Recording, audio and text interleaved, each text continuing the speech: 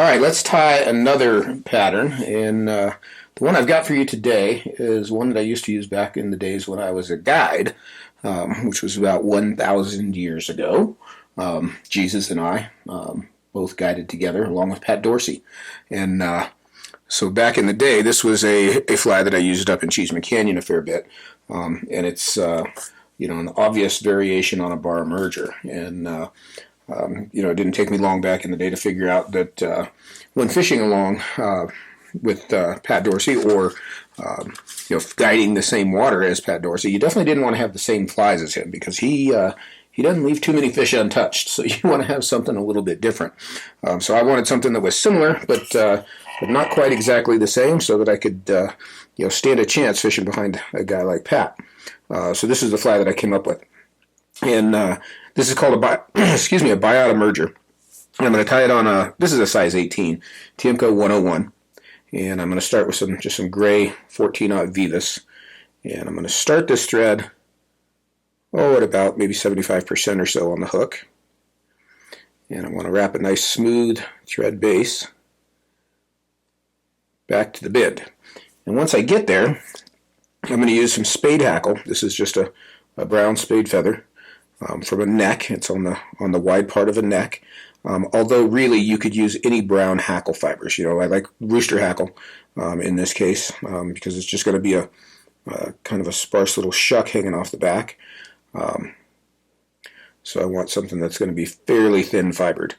And I'm going to tie this in right at the bend, and I'm not really going to worry about the length because like a bar merger, we're going to cut it off.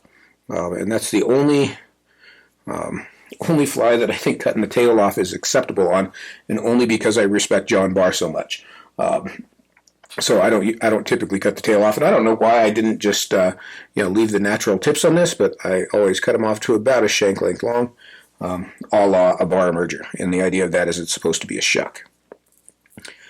So now for the body, I'm going to use a turkey biot, and this is kind of a gold-colored turkey biot, light brown.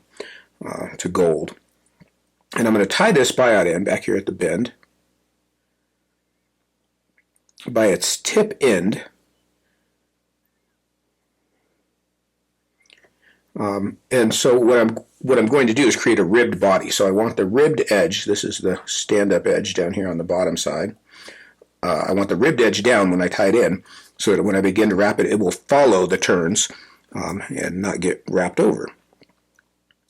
So I'm going to take and put just a little drop of Zap-A-Gap on my dubbing needle. I'm going to put that down on the hook first and just kind of smear that around, get it on all the sides, but you really don't want too much on there.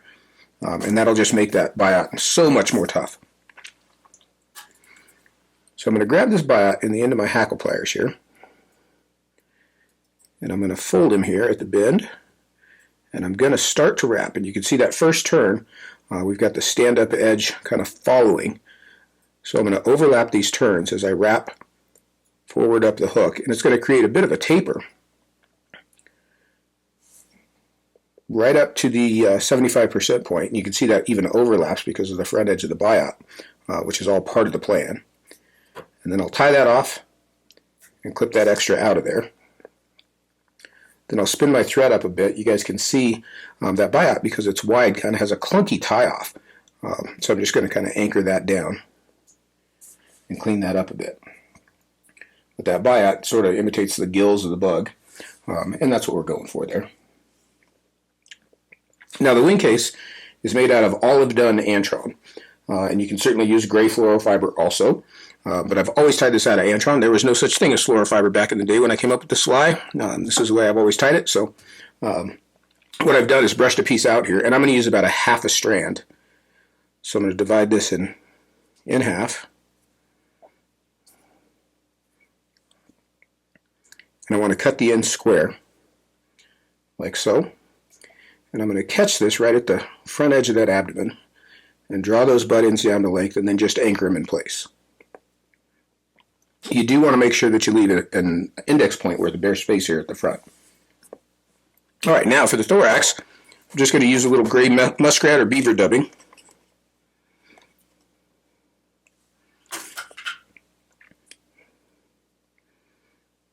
And sometimes it'll have a few guard hairs in it. Try to pick those out if you can.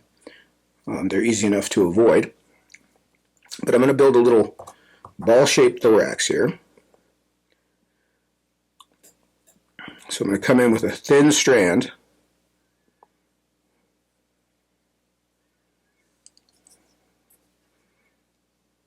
This natural gray dubbing. Got a weird strand of something there. And I'm going to build a little ball.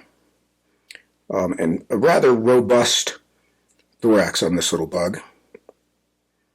And when I run out of dubbing, I end with my bare thread up there in my index point. So you can see I just built a ball there. Nothing fancy. I'm going to pull my Antron forward for the Wingcase, and I'll tie it down behind the eye with a couple of turns. And then I'll take and divide those butt ends, again, about in half. I'm not sure how many I've got here. Probably, 20. So about 10 per side. I feel like that far side's got a few more. And then I'll fold each half back on either side and bind those in place. And the trick to that, and I didn't talk really when I was going to do that, so I'm going to show you again. The trick to binding these in place is when I do the near side, I want to hold these legs down a bit so that as I wrap back over them, my thread pulls them up and in line with the hook. And then on the far side, because my thread's going to pull them down, I want to hold them a little bit high so my thread squares that up on the far side as well. Now I'm going to build a somewhat prominent thread head. I kind of count this as part of the bug, so I actually make that head a little bigger on purpose. And then I'll come in and whip finish.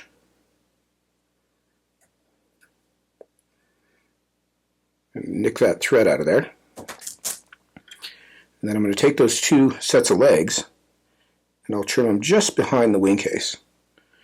So they're just short little emerger legs on the backside. That camera really does pick up every little bit. I see some fuzz on there that I actually can hardly see with my naked eye. Oh, now we won't be able to keep the fish off. Last little bit, I'll take just a little shot of head cement. And this is not so much to toughen the fly up as it is to darken that thread. Just enough to match the color of that dubbing. So just a little shot of head cement all the way around. And there's my Biot emerger.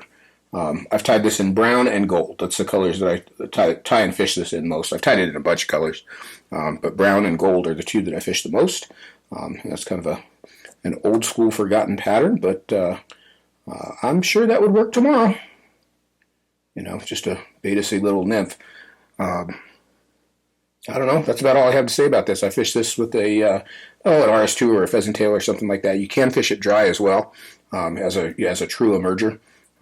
But typically I fish it, with an indicator or along with another fly, just a double nymph rig, down deep in the water column and let them find it, and they seem to like it. So there you go. That's my contribution to your day. I hope you guys enjoyed it. I'm Charlie Craven. Thanks for watching.